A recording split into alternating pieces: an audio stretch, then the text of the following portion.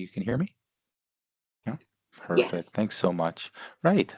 So as mentioned, my name is Burton Gustitis.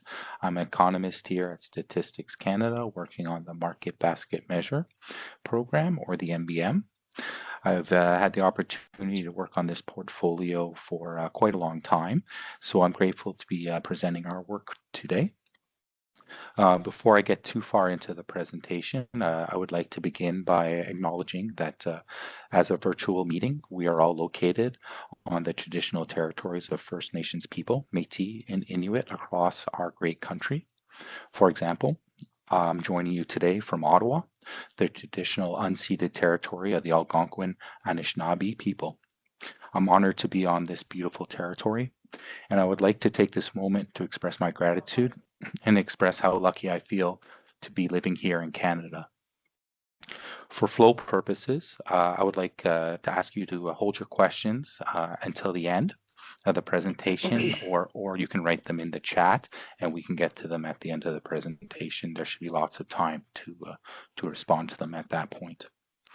So for a brief overview of the presentation, I will begin by providing a bit of background information on poverty measurement in Canada. I'll then discuss very quickly the methodology underlining the MBM, and I will conclude by presenting some work undertaken by Statistics Canada to address the timeliness aspects of poverty measurement.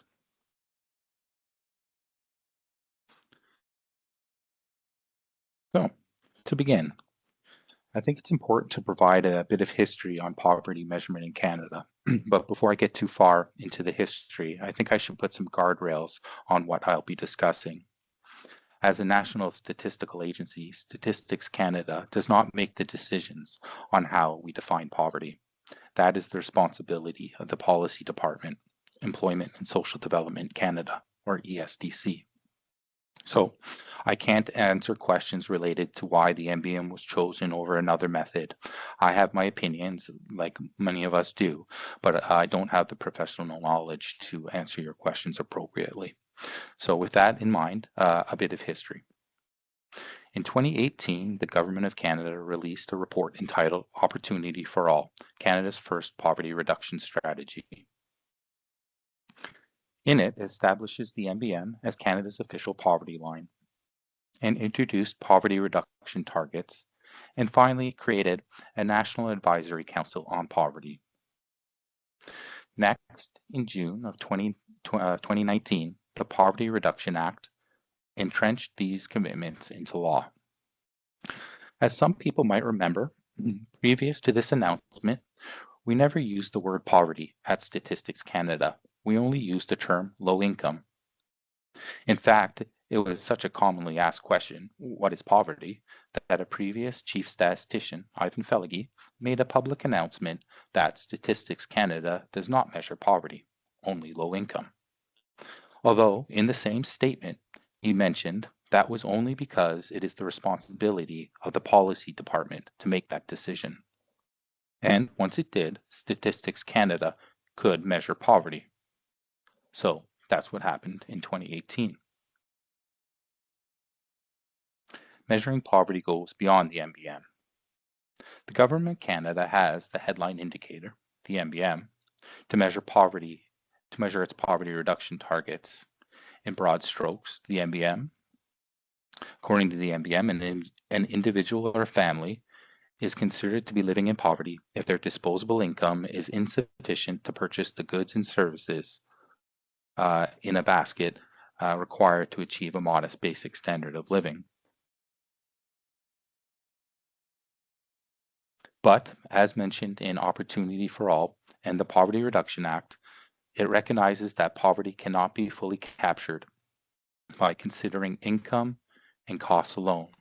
Therefore, the Government of Canada introduced a dashboard of 12 indicators, in addition to the MBM, to track the progress of poverty reduction. For example, some of the indicators include food insecurity, housing needs, unmet health needs, literacy, numeracy skills, unemployment. They can all be found on the Dimensions of Poverty Hub, hyperlinked on this slide.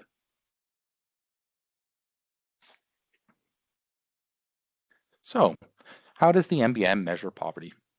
As mentioned previously, the poverty thresholds are meant to represent a modest basic standard of living.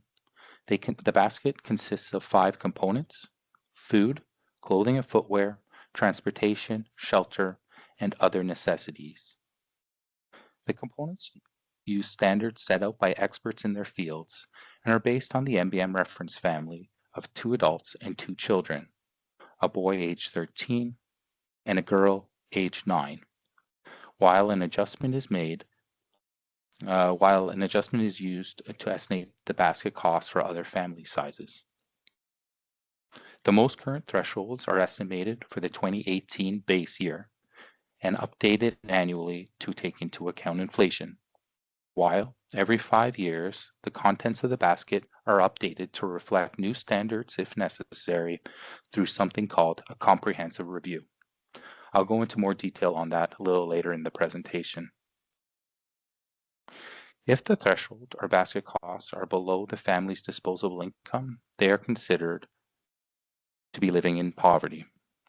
On the next few slides, I'll go into more detail on each of the points I mentioned.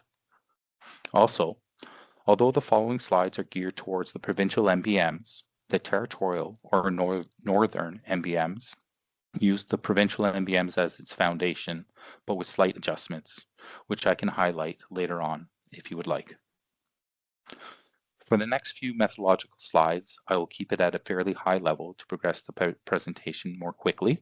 But if you would like more information, as mentioned, there will be an opportunity at the end of the presentation to ask them. So please try to hold your questions until then, and I'd be happy to talk forever about the MBM. So don't worry.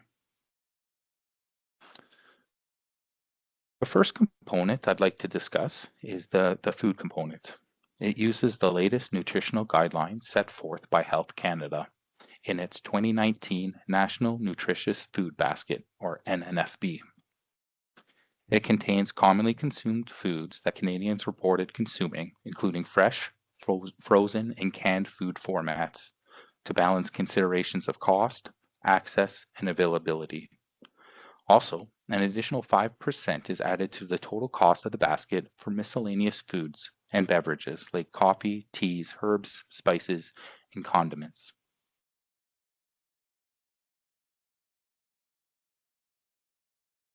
Next is the clothing and footwear component. Similarly, clothing uses a standard set by the Social Planning Council of Winnipeg. The clothing items represent the reference family's needs for common work, school, and social occasions. And the content had significant input from low-income persons in its initial development.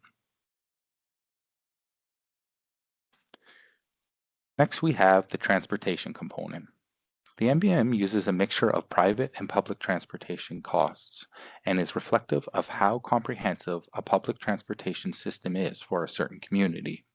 For example, communities with little or no public transportation option would have costs associated with owning an 8-year-old vehicle, or 8-year-old car, compact car, sorry. The costs include purchasing the vehicle, operating and maintaining the vehicle, while communities with more extensive public transportation systems would use a weighted combination of private and public transportation costs.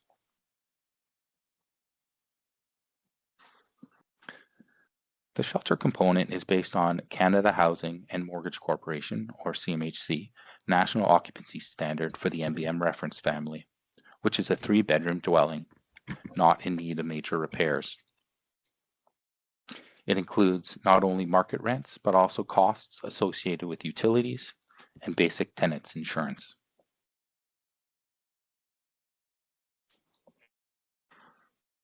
The MBM has a final component that recognizes the need for other necessary goods and services that are not captured under the shelter, clothing, food, transportation categories. These are items like household items, personal care items, reading materials, things of that nature. This component is slightly different than the other components in that the methodology for pricing the goods and services for the items in this component, it does not use individual enumerated prices. Doing so would be difficult as there is a large number of items that would potentially need to be priced, and many of the items could be seen as necessities for some families, but not for others.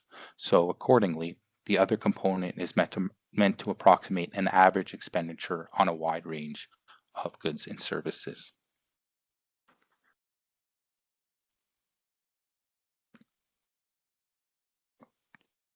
Right. So these 5 components form the MBM basket, which have geographical variations in their costs. The MBM basket costs are estimated for 66 different regions across Canada, 53 in the provinces, and 13 in the territories. The boundaries of the MBM regions account for geographical price and standard of living differences. The coverage of the MBM region is a major strength. The coverage of MBM regions is a major strength of the MBM as it reflects the differences in living costs across Canada. So, on this slide, we see some examples of different basket costs across Canada. In general, the northern MBM thresholds for the territories are higher than the provinces. Within the provinces, the top 5 most expensive baskets are Calgary, Vancouver, Toronto, Edmonton, and Ottawa. The shelter component tends to be the main driver of cost differences, followed by the food component. For your reference, in the appendix of the presentation, the MBM thresholds by region are available. Oh, I should have mentioned this is a live presentation, so you can click forward and backwards if you want to see what's coming up. You don't have to follow me directly, but there's another button that says sync with presenter. Right. So after we calculate the basket side of the equation, we need income to compare it to. The MBM uses an income concept called disposable income. To derive it, we start with after-tax income and remove non-discretionary expenses from it. These are expenses that you have no choice but to have to pay. For example, Canadian pension plan contributions, employment insurance, registered pension plan contributions, union dues, childcare expenses, special support payments, and there's a couple more that I didn't want to mess up the slide with. After that, we make an adjustment to take into account different tenure costs. For example, homeowners with or without a mortgage and subsidized renters. Also, there's a capital gains tax adjustment which is done to make sure that people with high capital gain taxes do not appear to be in poverty. Once we have the family's disposable income calculated, we compare it to the basket costs for their family size and region. If their disposable income is insufficient to purchase the goods and services included in the basket, an individual or a family is considered to be living in poverty.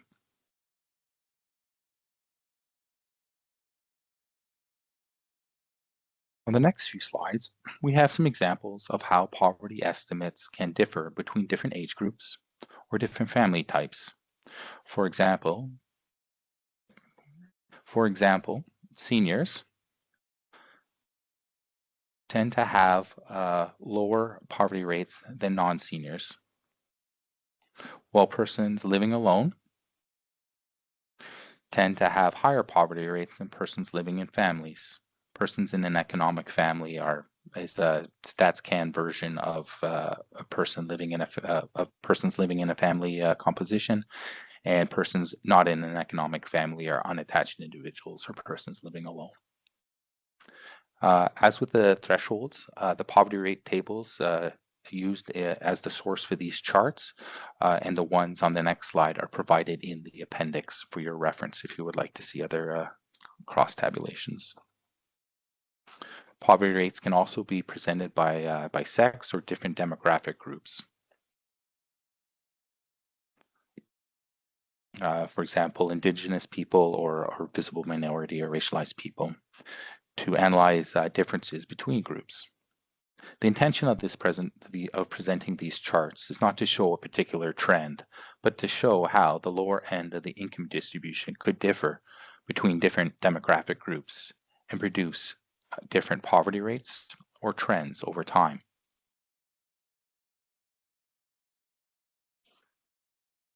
So As mentioned previously, every 5 years the MBM undergoes a comprehensive review to ensure the MBM basket of goods and services continues to use the most recent standards established for the Canadian families, and that the basket, components, and costs use the latest available data and the most up-to-date methodologies.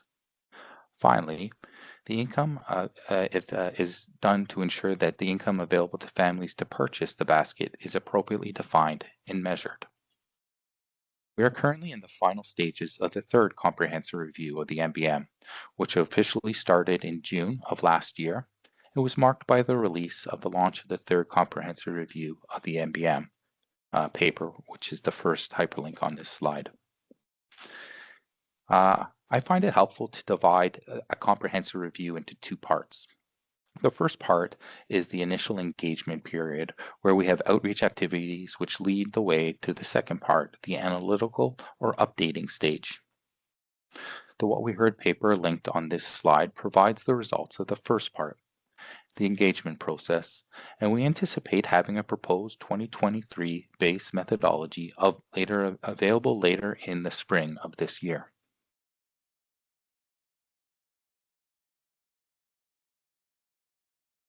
So now that was the MBM setting that foundation of the methodology, and now I'll be switching gears a bit. For the rest of the presentation, we'll start to discuss progress that is being made on improving timeliness in our poverty estimates. To begin, annual income and poverty estimates for Canada are derived from the Canadian Income Survey, or the CIS. Using this source, official income and poverty estimates are not typically available until about 16 months following the reference year. For example, the official 2023 CIS estimates will not be available until the spring of 2025, later on this year. You may be asking yourself, why is that? The main reason is the income data we have is derived by linking CIS respondents to their tax data. Therefore, the tax data must be complete before we can start to produce income and poverty estimates. To address this balancing act of timeliness and accuracy, efforts over the last couple of years have been made to improve timeliness while maintaining a certain level of accuracy. In that regard, two methods have been developed. One uses a simple regression model based on available macroeconomic data to estimate future poverty rates, while the second one uses the previous year's CIS sample and available tax information to estimate the current year's poverty rate. Each have their advantages and disadvantages, which we'll discuss in more detail as the presentation continues.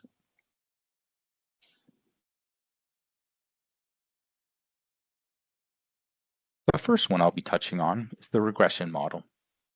Early last year and the year before, Statistics Canada published two papers detailing a method that used a regression to estimate preliminary poverty rates.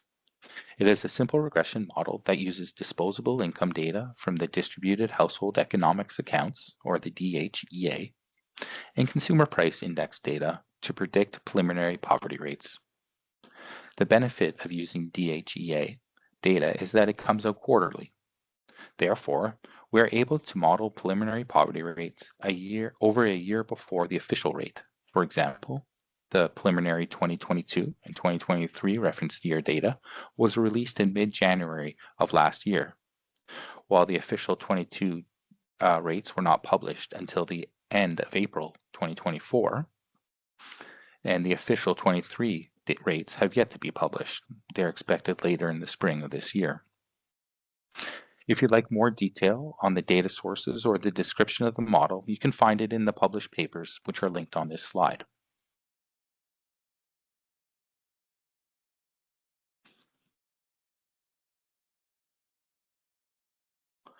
So, with that brief overview, I would like to discuss the underlying concept behind the methodology.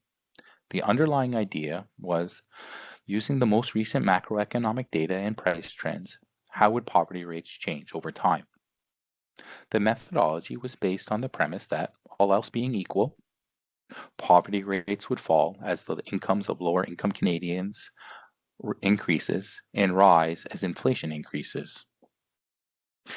It was envisioned that these preliminary estimates would help inform the public on potential impacts of high inflationary periods seen after the COVID-19 pandemic, and what impact they would have on poverty rates.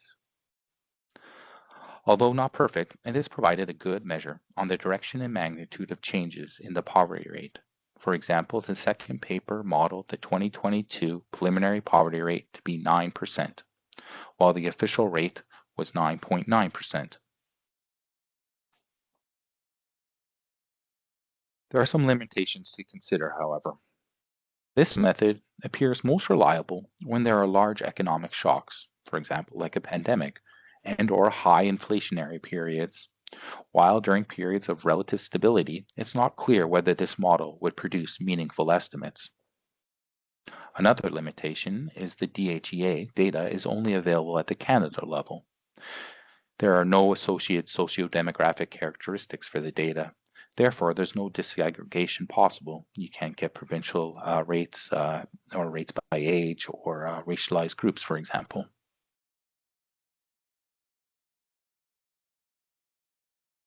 So next, I'd like to switch to the other method. The other method briefly introduced on the introduction slide, the modeled method. In November of last year, Statistics Canada published a paper detailing an improved methodology to produce preliminary poverty rates. This method uses the CIS sample from the previous year and all currently available tax data. Under this method, preliminary poverty estimates can be produced up to 7 months before their official release. Getting into more detail, respondents for the CIS sample in the previous reference year are linked to their tax slips for the current year, if available, or to their historical tax records, or their historical tax records were used as an imputation when no tax slips were available. The CIS relies heavily on T1 information, and since the final T1 data for a given reference year is not available until near the end of the calendar year following that reference year, there is a delay. By only using tax slips for this approach, significant timeliness gains are possible. This method produces a rapid estimate that is more accurate and can be disaggregated, for example, by province, age, or family type in comparison to the previous method discussed, the regress method. Finally, it also makes adjustments to a family's disposable income. For example, tenure type adjustments, as is done with the official poverty rates. Although, as with the previous method, there are important limitations to note. For example, certain socio-demographic characteristics, for example, region of residence, type of tenure, family composition of the respondent are held constant. Also, some components of disposable income were not adjusted as they were unavailable on the tax slips and had to be carried forward from the respondent's previous tax year. Some examples of missed disposable income inclusions are self-employment income tax, capital gain tax adjustments, and conversely, some examples of missed disposable income exclusions are EI contributions, CPP and QPP contributions, registered pension plan contributions, alimony paid, childcare expenses. Although it's important to note that this is a working methodology, which will be approved upon for future iterations, meaning we intend to take time to find ways to reduce the number of these limitations that I just listed by including more data sources into our model or by using statistical methods.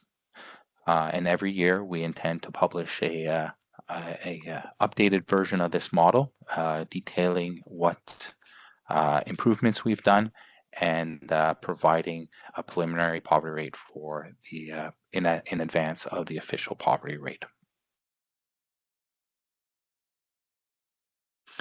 Right. On the next few slides, present some data comparing the official poverty rates and preliminary poverty rates. On this first slide, we see the overall official solid line and preliminary dotted line poverty rates for Canada in Chart 6 and by different age groups in Chart 7. The modeled rates suggest that we should expect to see an increase in the overall poverty rate for Canada in 2023, and that the increase should impact all age groups presented. Although it makes the charts busy, I left the preliminary and official poverty rate trends over time. This was intentional. So I left the dotted and solid lines in the charts. This was done intentionally to highlight seniors, the gray line. First, it shows the variability. And second, it's important to note that the year-over-year comparison should be done between the official rate and the preliminary rate, not preliminary to preliminary.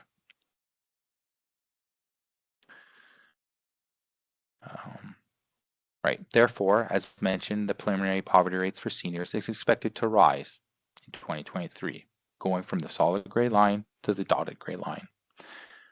Finally, as many of you have noticed, I'm sure, the model did a poor job of predicting the 2020 reference year's poverty rate. This is most likely the result of the extraordinary events caused by the COVID-19 pandemic. More specifically, the dramatic shift from employment income to reliance on pandemic relief programs between 2019 and 2020.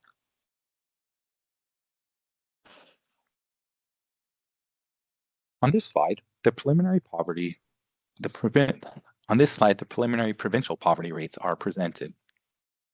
The model suggests that 7 out of 10 provinces will experience an increase in their poverty rate, with Quebec and Alberta expected to have the largest increases at 1.1 percentage point and 1 percentage point respectively.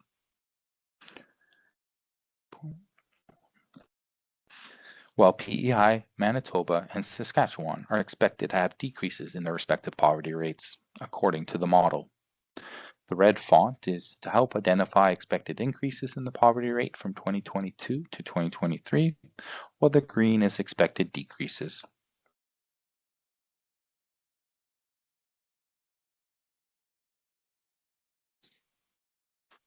On this slide, the poverty rate by selected family types is presented. According to the model, preliminary poverty rate suggests that the increase in the overall rate will be largely driven by persons in families. For example, persons in couples are expected to have the largest increase at 1.7%, percentage points rather, while those not in an economic family or unattached individuals will have a decrease in their poverty rate.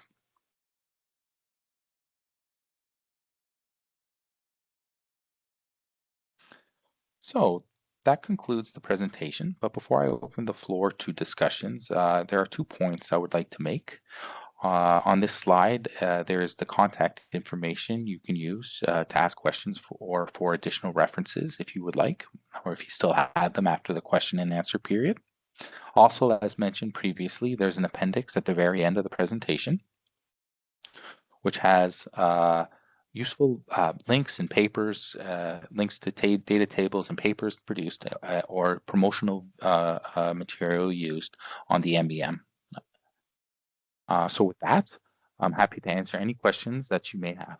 Thank you. Thank you, Bertrand, for the presentation. I appreciate it. Everyone can if you have any questions, please post it in the chat box, or you can unmute your devices and ask your questions. So thank you. And in the meanwhile, while you are preparing your questions, I can maybe share some links with you.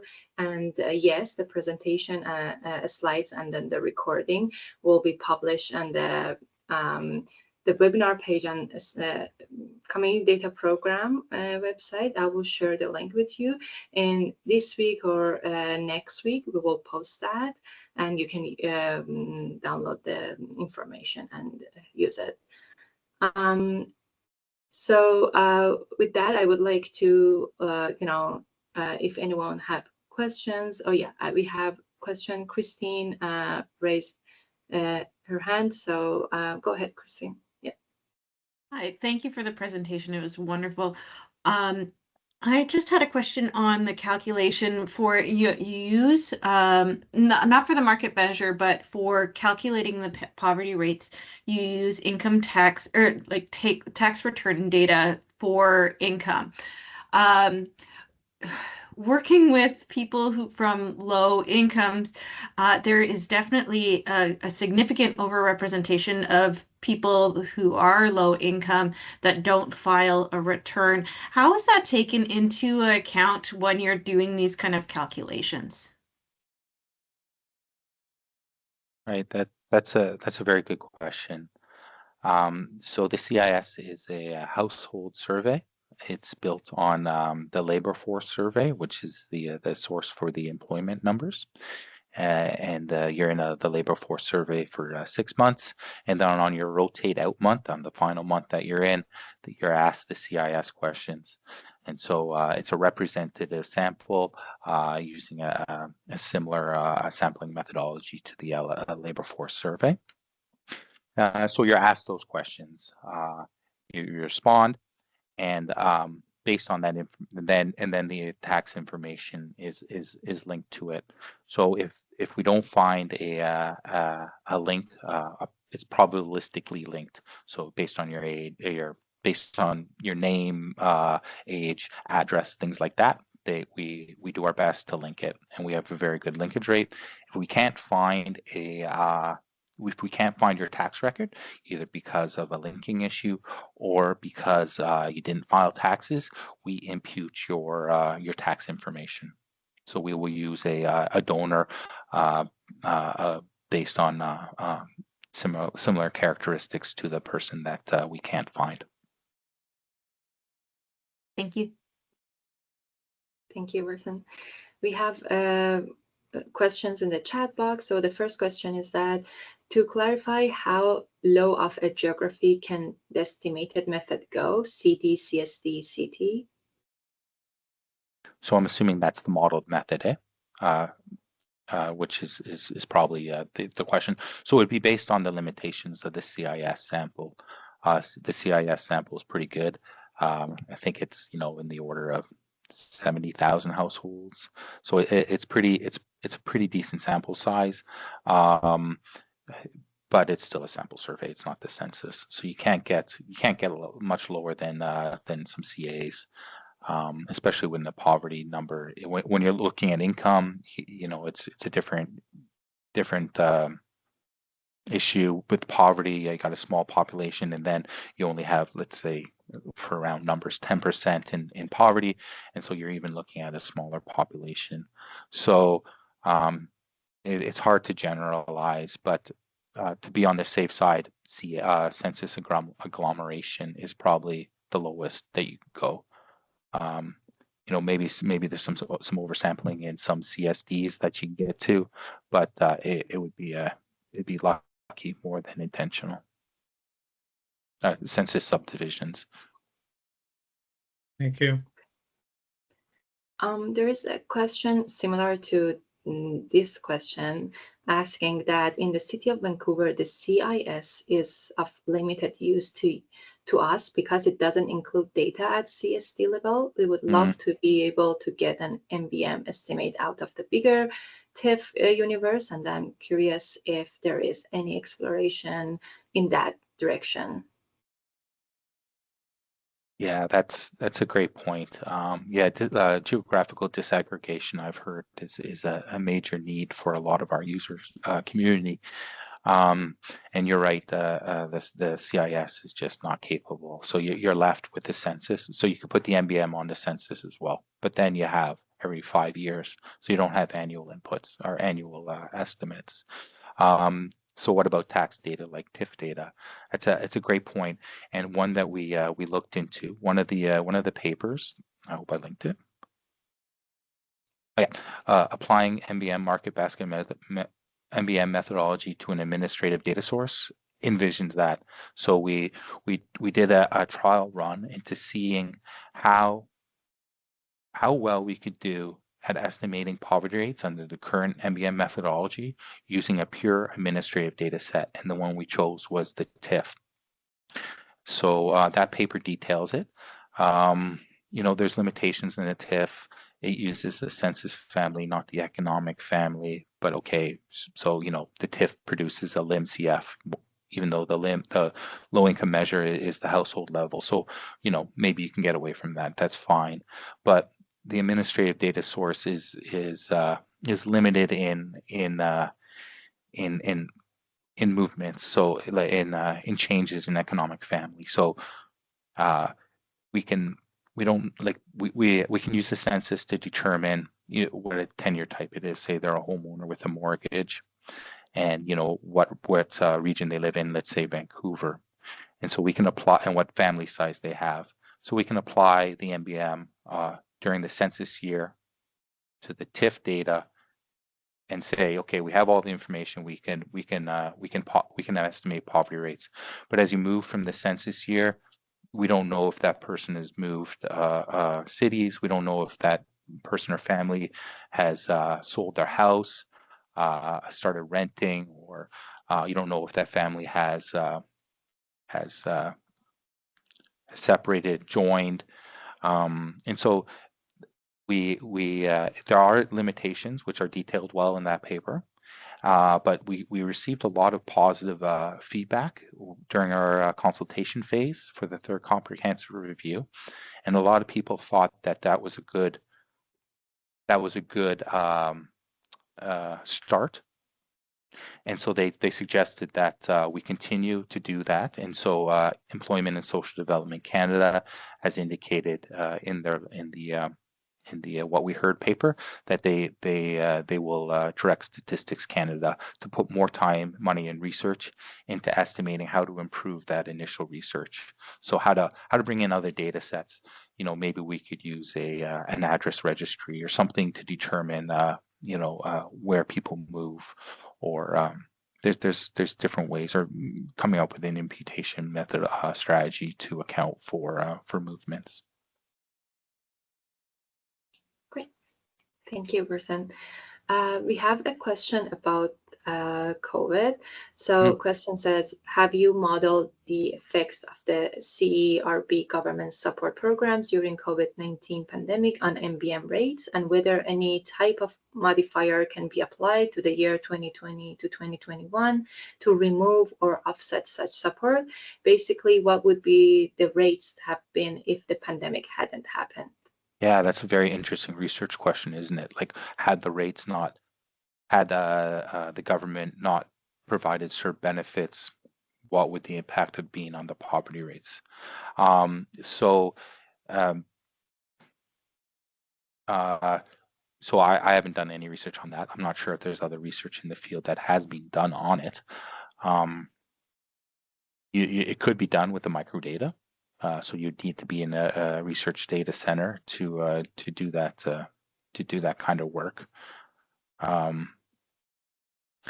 It's clear that the CERB benefits were very helpful during the pandemic. They helped especially Canadians in the lower end of the income distribution disproportionately, and so that's why you saw a decrease in poverty rates during the COVID years. And then, we're starting to see these COVID benefit in 2021 and 2022. We saw these COVID benefits being removed, and we start to see an uptick in poverty rates. But no, I haven't done any work on that. Thank you, Berthan.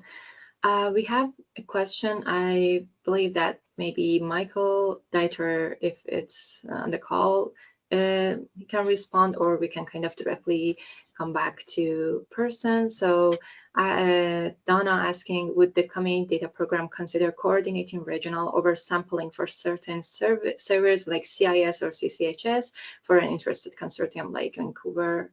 Or so that's not every year. So. Yeah, I don't know that we, I mean, we wouldn't probably do that for one consortium, and would probably ask for the, to try to get the consortium lead or the consortium to coordinate that amongst themselves. If we're putting efforts towards a data set, it's for all members, and I think we'd start to run out of capacity to do that. And then when we've looked into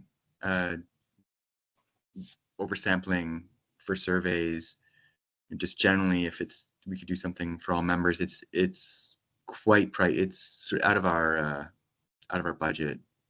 Really looking at any of these to do something like this across the country would be upwards of half of our data budget. Okay, thank you, Mike. Okay, so is there any other questions that you would like to add? Please post it in the chat box, unmute your devices and ask your question. So in the meantime, I'm going to share the next webinar happening on February 4th. Is refresher on the community data programs, Tableau, infographics, and dashboard that our data scientist August Tensuda will present it to you. So I'm going to share the link. And you can register for the webinar, and it will be over Zoom. That's a community data program kind of team webinar, so would be happy to have you there. And also, as I think most of you know, that we have the learning events, networking and learning events in Thunder Bay, May 8 to 9, 2025. It's actually, there is kind of the very casual event on evening of May 7th, but if you're interested, there is an Eventbrite site that we shared with everyone, and we're going to send another reminder, but you can register there and kind of RSVP. So we will send another reminder to you soon in January. So looking forward to seeing everyone there. Yeah, so Mike, add some comments about the, I think, question that. Yeah, just regarding the oversampling. But I was going to ask a question if no one had one coming up, just to see, just for example, looking at the estimates of percentage of people in poverty by selected economic family type. And so these are all values that are coming just out of the model. So if someone was to ask why it is that persons not in an economic family seem to be seeing a decrease in poverty rate versus persons in an economic family seeing more of an increase in poverty rate, you're not seeing any of the mechanics of why that's going on. These are simply, the results that come from the income data that are punched into the model. Is that right? That's right, Michael. Yeah, and the closer the percentage point difference is, the more cautious you should be. The official and preliminary rates, as you can see, there's a bit of a revision rate between them. So, it's a good start. It's not perfect, but it's definitely helpful, and it's a better, more robust preliminary poverty methodology than the regression work. This is great. Thanks so much for sharing all this. Thanks for having me. It was nice to be here. Yeah, I won't like make it sound like I'm having any concluding comments. I don't know if anyone else has questions or. Thank you. Yeah, thank you, everyone. And thank you, Burton, for the great presentation and Q&A session. It was very engaging and responded very kind of key questions participants had. So we would like to wrap up the session. If you have any other questions, please post it in the chat box or unmute your devices. And if not, we would like to thank you for joining us today. And we will stay a little bit longer in case anyone has any other question. But other than that, I hope you have a great rest of your day. Thank you, everyone.